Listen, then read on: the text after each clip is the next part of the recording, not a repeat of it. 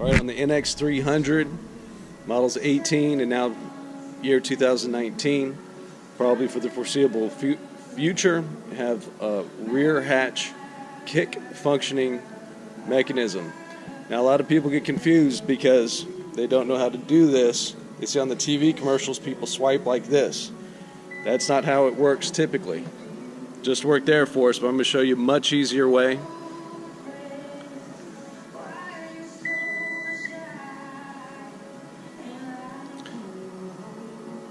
Notice doing that, before it engaged, there were about 3 or 4 kicks that took place. The easiest way to do this is just do a straightforward soccer kick.